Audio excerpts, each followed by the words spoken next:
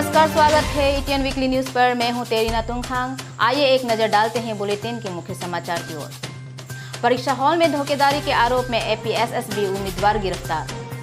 शिलोंग में निग्रिम्स के पास अतिथि गृह का उद्घाटन।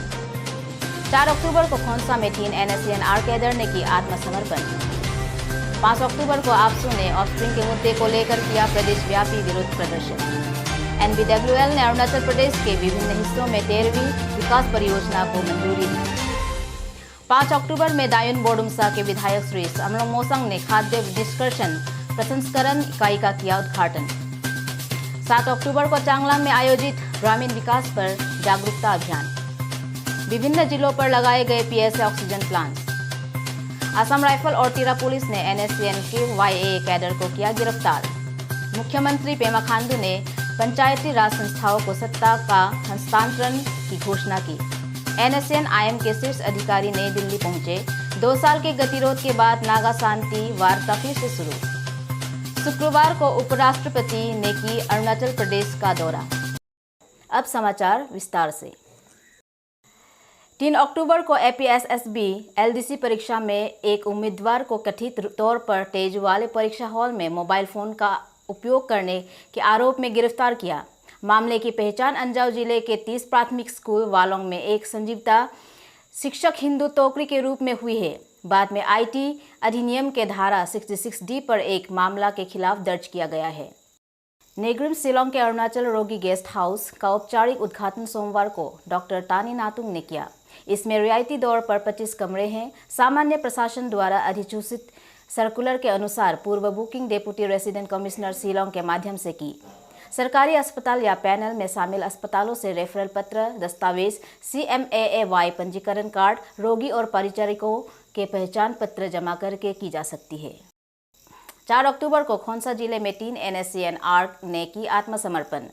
उनमें से एक का नाम तेलम हांगसिक, दूसरे का नाम जानपू नोकबी और तीसरे का नाम खुनल्याम सुम्पा बताई जा रही है। उन सभी को डिप्टी कमिश्नर तारो मीजे ने दी आत्मसमर्पण की प्रमाण पत्र। 5 अक्टूबर को आपसू और साथ में डिस्ट्रिक्ट स्टूडेंट्स यूनियन ने ऑफस्प्रिंग के मुद्दे को लेकर किया प्रदेशव्यापी विरोध प्रदर्शन। इसी के चलते 8 अक्टूबर को social justice empowerment and tribal affairs ने रखी बैठक आपसू लीडर्स के साथ। आपसू के अध्यक्ष हावा बागंग जी ने मीडिया के साथ बातचीत के दौरान कहे कि जो बैठक थी वो काफ़ी लाभदायक साबित हुई। National board of wild life ने अरुणाचल प्रदेश के विभिन्न हिस्सों में 13वीं विकास परियोजना को मंजूरी दी। साथ ही इसी को लेकर मुख्यमंत्री ने प्रधानमंत्री को धन्यवाद देते हुए ट्विटर पर ये बोले कि अरुणाचल प्रदेश के निवासी शुक्रगुजार है प्रधानमंत्री जी को। इस परियोजना में से 2 परियोजना बिजली के लिए है जो मेयो से दायुन एवं मेयो से खरसांग तक बनाई जाएगी।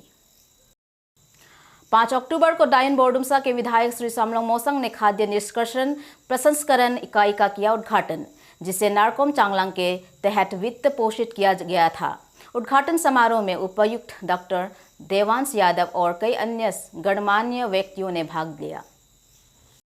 मंगलवार 7 अक्टूबर को डीआरडीए ने प्रधानमंत्री आवास योजना ग्रामीण और अन्य ग्रामीण विकास कार्यक्रम पर जागरूकता अभियान सह प्रशिक्षण कार्यक्रम किए।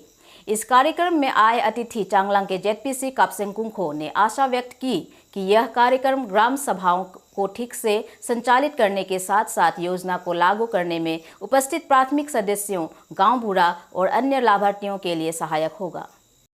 गुरुवार को राज्य भर में विभिन्न जिलों में पीएम केयर्स फंड के तहत लगाए गए pressure swing absorption oxygen plants का उद्घाटन। इस उद्घाटन को प्रधानमंत्री ने आभासी रूप से साथ दी। चांगलांग जिले के कांटांग जेडपीएम रेणु मुंगरे ने पीएसए ऑक्सीजन प्लांट का जिला अस्पताल में की उद्घाटन। साथ ही बोडुमसा के विधायक श्री समलोंग मोसंग ने भी पीएसए ऑक्सीजन प्लांट का किया उद्घाटन। 6 अक्टूबर को खोंसा के आसाम राइफल और तिरा पुलिस के संयुक्त रूप से की गई प्रमुख कार्यवाही में एक एनएससीएन के वाईए कैडर को किया गिरफ्तार, जो कि 3 दिसंबर 2016 में हुए असम राइफल्स के ऊपर एम्बुश केस में शामिल थे। उस हमले में असम राइफल्स के 2 जवान हुए थे शहीद। मुख्यमंत्री पेमा खांडू ने औपचारिक रूप से पंचायती राज संस्थाओं को सत्ता का हस्तांतरण की घोषणा की। इस सत्ता का हस्तांतरण sustainable, participative, inclusive, comprehensive and empowerment model पर आधारित है। मुख्यमंत्री अपने बातचीत में ये कहें कि जनतंत्र जो गांव से शुरू होनी चाहिए और साथ में ये भी कहे अगर एक गांव विकसित हो तो वो पूरे देश की छवि को दर्शाता है। NSM-IM के शीर्ष अधिकारी नई दिल्ली पहुंचे, जिसके कारण 2 साल के गतिरोध के बाद नागा शांति वार्ता फिर से शुरू। इसी के चलते NSM-IM नागा वार्ता के इंटरलोकुटर मिस्टर AK मिश्रा से मिले। NSM-IM की वर्तमान वार्ता टीम का नेतृत्व इसके महासचिव थिंगालेंग मुइवा कर रहे हैं और साथ में ये भी कहा गया है कि नागा शांति वार्ता के लिए NNPGs के कार्य समिति, नागालैंड के मुख्यमंत्री रियो और असम के मुख्यमंत्री हिमंत बिस्वा शर्मा भी नई दिल्ली में मौजूद हैं। और भारत के उपराष्ट्रपति श्री M वेंकैया नायडू ने शनिवार को अरुणाचल प्रदेश विधानसभा के एक विशेष सत्र को संबोधित करते हुए कहा कि उगते सूरज की इस भूमि पर जाना हमेशा गर्व की बात है, जो सही मायने में हमारे राष्ट्रीय आदर्श वाक्य एकता को परिभाषित करता है। विविधता के बीच कई अलग अलग जातियाँ कई सदियों से शांति और सद्भाव में एक साथ रह रही हैं।